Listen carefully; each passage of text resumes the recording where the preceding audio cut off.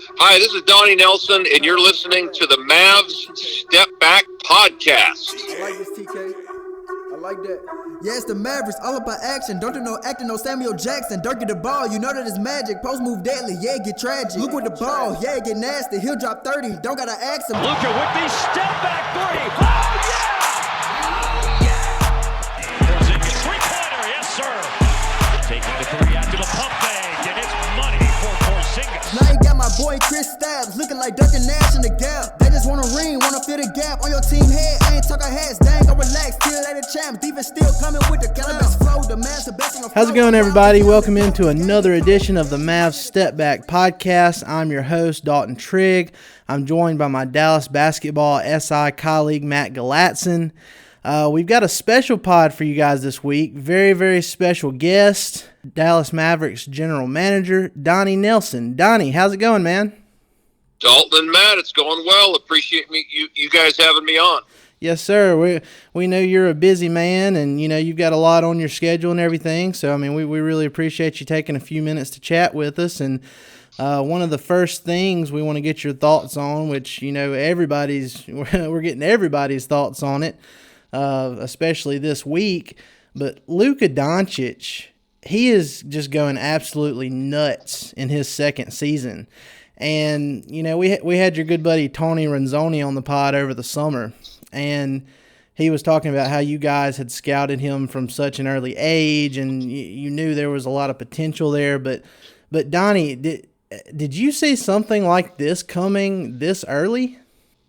You guys that generally come over from Europe don't exactly take the Luka path. Luka was a pro at 14, played for, one of the best clubs, on the planet Earth, certainly in Europe, and Real Madrid, and was playing against, men, at the tender age of, 16. So it's not the usual path that maybe Dirk and, taken, where it's more of a gradual gestation. He was literally, thrown into the deep end at a very young age and learned how to swim and swim well. I think, when you see Luka, whether he's in a Real Madrid jersey or a Mavericks, he brings, the ability to make everyone else better. He's a special passer, at 6'8", he can put the ball down. He can shoot the long ball. He loves big moments. And so I didn't know it would be this good this fast, but we'll take it. Yeah. Because we after a rookie season that he had, which he was already incredible last year for a rookie.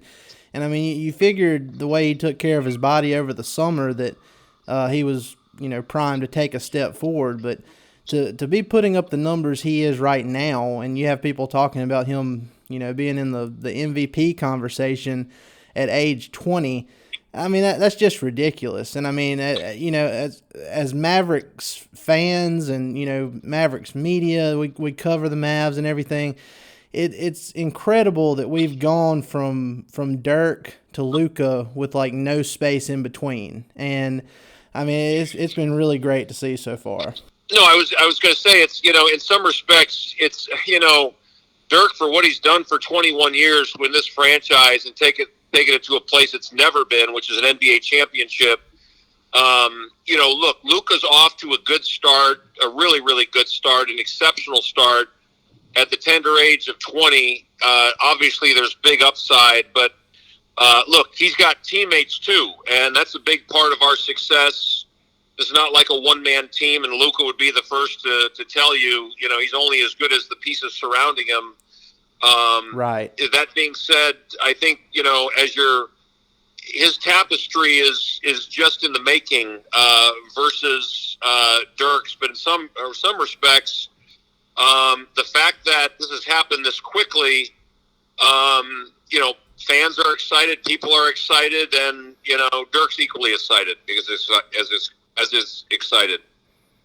Well, Donnie, one of the things that, going off of what you just said that's made things so much easier for Luka this season is having someone like Kristaps around to kind of draw defenders away from him. The threat of having Kristaps out there being so dangerous. What do you make of the two of them and how they've gelled together so far early in the season? Well, it's real early. We knew that this was going to be, a year for them to kind of learn how to play with each other. With Chris, he's literally starting where Luka did last year. I mean, Luka has the advent of, playing in this system, learning under Rick, the substitution patterns, personnel. With Chris, it's all brand new, real time. And so we have to be patient with Chris. Chris is, really in a lot of respects, the unicorn is a perfect nickname because he's so completely other. I mean, Chris is 7'3". He can shoot the three ball. He can really good passer. A little bit better defender. Obviously, shot is really, really good, and his rebounding has really helped us as a team. But this is Chris's year where he learns how to play under Rick's system, learns how to play with Luka and brand new teammates, and we just have to be patient with that process. Yeah, and if you told me that Kristaps Porzingis wasn't where isn't where he's going to be in say 2, 3, 4 months, and yet he's still putting up the numbers he's putting up right now, and he's had some really nice games. I mean, it's really crazy because it seems like what isn't considered a great performance for Porzingis, is still a lot better than a lot of guys around the league. So, it's really encouraging for sure. And then just branching off of that, you mentioned how, the rest of the roster has been key to Luka's success early. What have you seen so far in terms of the rest of the guys gelling together? Are there any surprises, or is this going about how you thought it would, when you guys put this thing together during the summer? Well, we knew it would take time. We knew that, part of Rick's strength is he plays a deep bench. He likes to, assess, what the other team does and how they start the game, for example, and matchups. And he's got the flexibility to mix and match. He can go with a bigger lineup, which he's done on occasion. He can go with a smaller, quicker shooting lineup, and anything in between. And so part of us constructing the roster is playing to Rick's strengths, which is, he plays 10, sometimes 11 deep, and to be able to utilize that bench strength and that versatility at each position really helps him from a matchup standpoint. One of the things that's different about the roster this year, obviously, is there is no Dirk. Yeah. And that's been very hard for a lot of us to adjust to, not, obviously outside of just what's happening inside the team, but as a fan base as well. What's been the biggest challenge for you guys not having Dirk around every single day to kind of guide the younger players and have his impact on the day-to-day operations? I think it's leadership in the locker room. We have a young team that makes it really exciting. But to have a presence like that it was such an incredible impact on and off the floor, it's really it's left a void of sorts. And just like when any great player leaves, sometimes you can fill that void with committee pieces, and sometimes it can't be. And so JJ Barea, who is our lone champ in that locker room that was here from our run with the Roses, has more than stepped up in terms of locker room leadership, veteran rudder, voice of reason. He not only is respected, but he's also he's like a player coach. He's, when we put him into games, he's more than delivered. But just as equally, for him to help, talk to Luka and coach him through angles of pick and rolls and ways to navigate and find defenders and maneuver. Those are things that are really, really helpful for a young quarterback. Yeah, and Donnie, I was talking to Matt about this a little bit earlier, and I wanted to ask you too. Obviously, Dirk, he's still in the honeymoon phase of his retirement, and he's enjoying the family and all that. But could you eventually see him having a role with the Mavs like what Tim Duncan has with the Spurs right now? Well, I don't think you'll see Dirk on the bench. That would be a surprise for me, although you never know. I think he can have whatever role that he wants. Obviously, he's our version of, Nolan Ryan, Pudge Rodriguez, Aikman, Emmett, you name it, across the board. Right. He is that.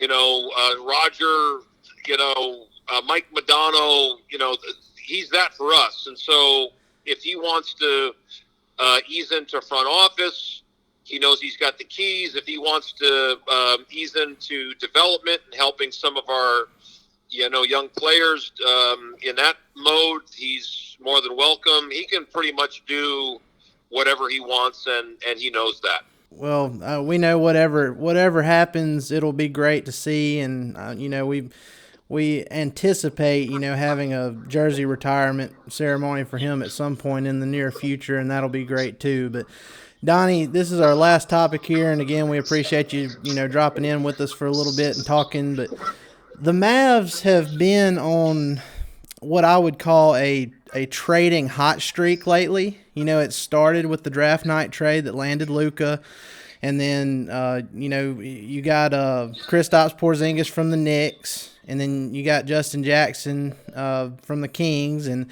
I mean, I'm just curious from a general manager's perspective, how does this come about quickly, or are you talking to other general managers daily, or what's the process of these things coming together?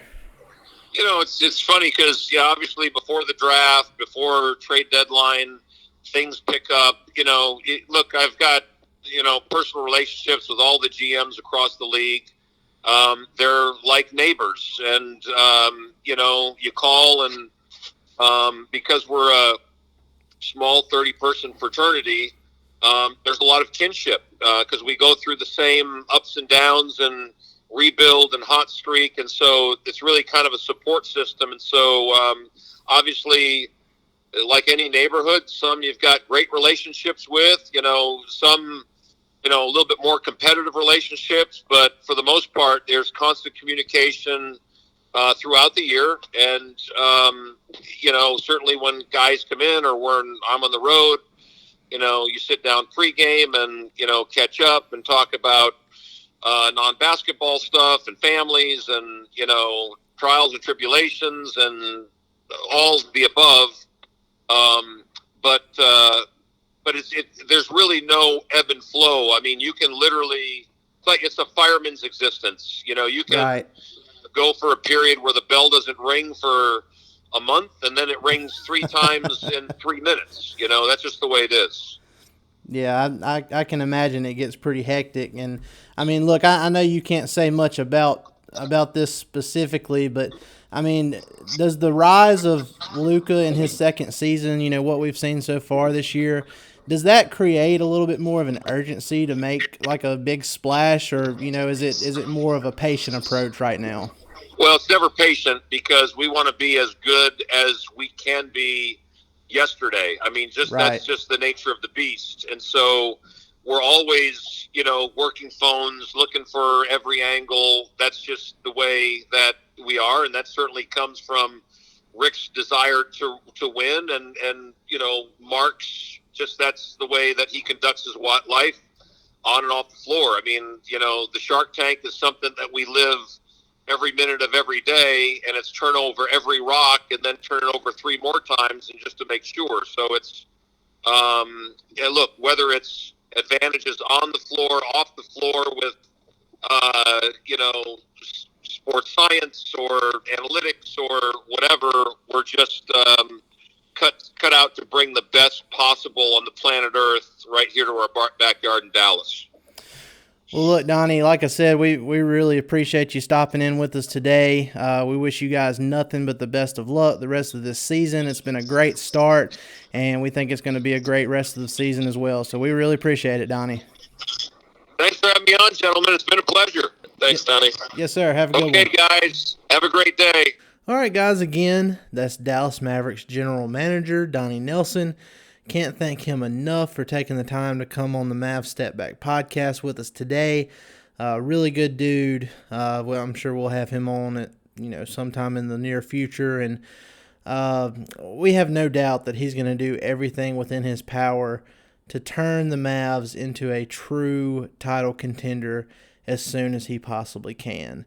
The Mavs are in good hands. Donnie Nelson has been absolutely on fire lately in bringing Luka Doncic and Kristaps Porzingis to Dallas, and it's only up from here. So great talking with him. Guys, be sure to like, rate, and subscribe to our podcast on all of your favorite podcast platforms. Be sure to subscribe to our YouTube channel. Doing that automatically enters you for a chance to win 2 Mavs tickets to the game of your choice this year. Once we get to 1,000 subs on YouTube, one lucky subscriber will win 2 tickets to the game of their choice. So be sure to do that. We're about halfway there right now. Guys, we can't thank you enough for coming in and listening to us every week. We will see you next week. Y'all have a good one. A lot of times feel like I was on the road to nowhere. Tell me why all these people up in my face acting like I know them. Feeling like Luka Doncic, Rookie of the Year, I'm the coldest. God speaking through me every single track, prophet like Moses. Asking why I gotta wait till I'm dead to go and get my roses. Feeling like Mavs 2019, grinding unfocused. I used to go to bed at night discouraged, so hopeless. Went through the same pain, my friends chose drugs to cope with. Now I'm reading all these hating comments, man, it got me in motion. I had to whip up the potion, I ain't even with the boasting. I was just broken, way down to my lowest, getting swallowed by them locusts, letting God do the coaching. I had to go through a lot, just to realize that I'm chosen. Carry away, felt like boulders, all of those slams shut, had to bulldoze them. Name a rapper dude who can see me over wax. I'm just trying to spit the facts, where I spit my flow, people telling me relax. I just get it double back, They still asking for more and I gave them my last. Can't never seen it let go of the past, and that's sad.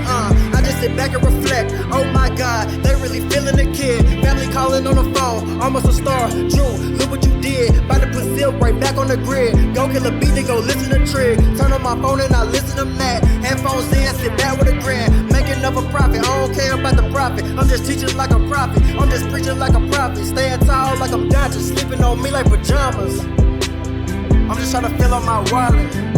But what you call it, profit trying to make a profit, Everybody wanna live lavish and ball, but got no clue what it costs. I done helped a lot of people, but when I'm down, I ain't got no one to call. Had to get up and throw my feelings in the trash. Man, my heart was getting mauled. Walking on this thin roadway to my goals. Man, they praying I fall off. And I ain't feel nothing but hate. Best rapper at the table and I ain't even ate. Still got the nerve to try to take my place. But I'm a hero to these people and they ain't got a on the road to nowhere. Tell me why all these people up in my face acting like I know them. Feeling like Luka Doncic, Rookie of the Year, I'm the coldest. God speaking through me every single track, prophet like Moses. Asking why I gotta wait till I'm dead to go and get my roses. Feeling like Mavs 2019, grinding unfocused. I used to go to bed at night discouraged, so hopeless. Went through the same pain, my friends chose drugs to cope with. Now I'm reading all these hating comments, man, it got me rolling. Tell me why all these people up in my face acting like I know them. Feeling like Luka Doncic, Rookie of the Year, I'm the coldest. God speaking through me every single track, prophet like Moses. Asking why I gotta wait till I'm dead to go and get my roses. Feeling like Mavs 2019, grinding unfocused. I used to go to bed at night discouraged, so hopeless. Went through the same pain, my friends chose drugs to cope with. Now I'm reading all these hating comments, man, it got me rolling.